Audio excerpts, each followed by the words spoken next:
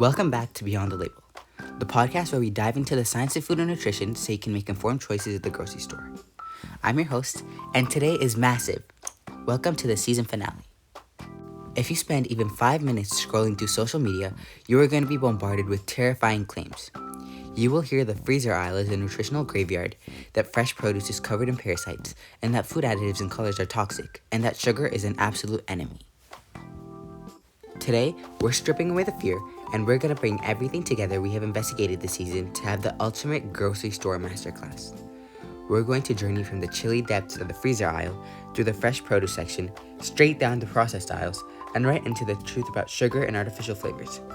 By the end of this episode, you'll know exactly how to connect the dots and read nutrition labels like a pro.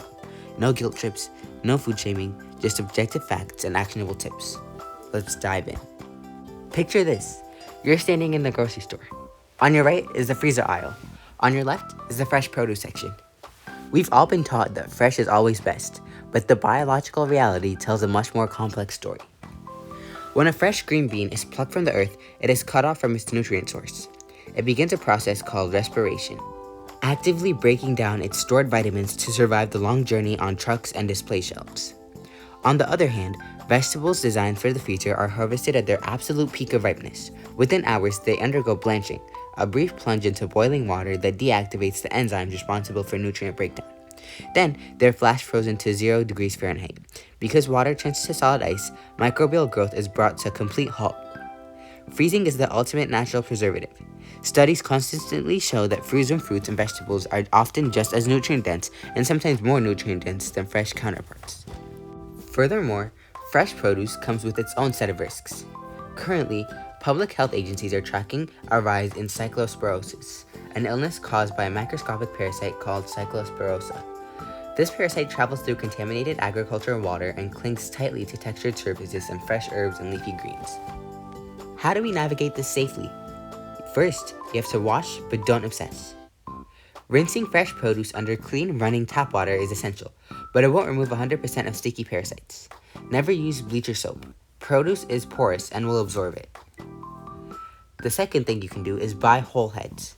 During an outbreak, choose whole heads of lettuce instead of pre-bagged mixes and discard outer leaves. The final one is to embrace the freezer. Buy plain frozen vegetables. They are perfectly safe, cheap, and loaded with locked-in vitamins. Now let's take a look and head to the middle aisles. This is where we find the boxes, the cans, and the barcodes.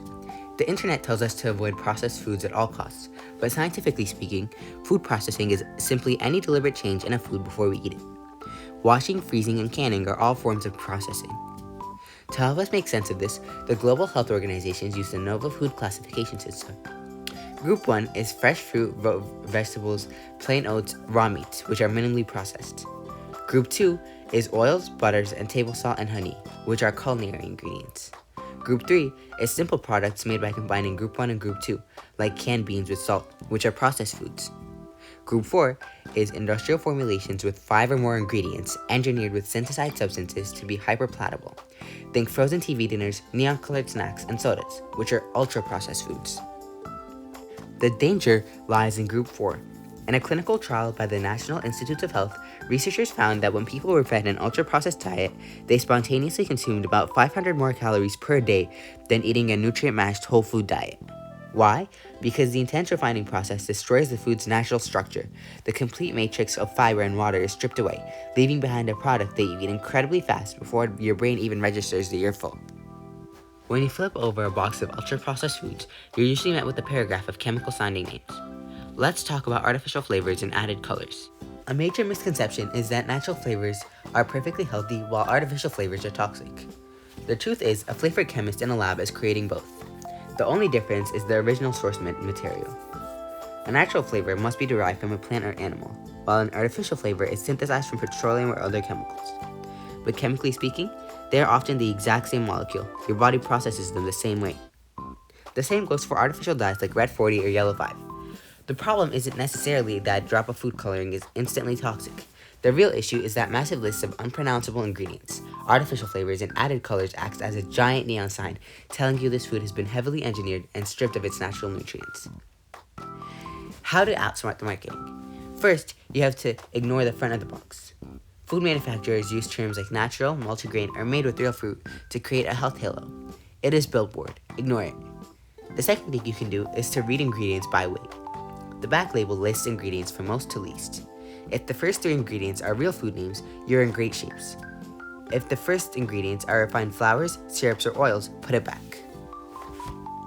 The single most controversial ingredient you'll find on a label is sugar. We hear constantly that sugar is poison, but your brain literally runs on glucose. We need it to survive. The issue is the package the sugar comes in.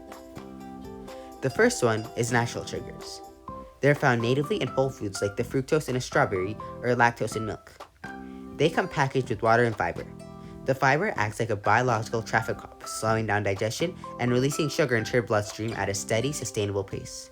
The second one would be added sugars.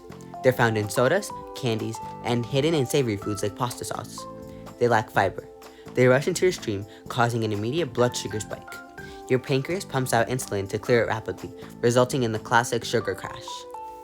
Consistently high intakes of added sugars are linked to cavities, weight gain, and heart disease. How do you spot it? First, check the added sugars line. The nutritional facts panel now distinguishes between total sugar and added sugar. Look at the added sugar line to see what the manufacturer dumped in at the factory. Then, learn the aliases. Sugar goes by dozens of names: barley malt, brown rice syrup, and high fructose corn syrup. They might sound different, but to your body, they all cause the exact same spike and crash. We have covered the freezer, the produce, the additives, and the sugar. So how do we eat without stressing out over every single bite? You do not need to be perfect to be healthy. If you stress over every label, you will burn out. Here is your ultimate evidence-based playbook. The first one would be to embrace the 80-20 rule. Aim to get 80% of your food from whole or minimally processed sources. Use plain frozen vegetables, fresh whole fruits, lean meats, and whole grains. Use the remaining 20% for your favorite processed snacks, convenience meals, and treats with absolutely no guilt. Watch the sodium in the freezer. If you buy frozen TV dinner for convenience, check the sodium. Manufacturers load them with salt to make up for the flavor lost in the microwave. Aim for meals with less than 600 milligrams of sodium per servings. The third one would be to pair your sugars. If you want a sweet treat, eat it right after a balanced meal with protein and fiber. This minimizes a blood sugar spike compared to eating a cookie on an empty stomach. Food is more than just a collection of nutrients. It is the source of fuel, culture, and joy. By understanding the ingredients, you can cut through the marketing noise and build healthy meals entirely on your own terms. Thank you so much for joining me on this incredible season of Beyond the Label. Keep asking questions, keep flipping those boxes over, and I'll catch you next season. Stay curious and eat well.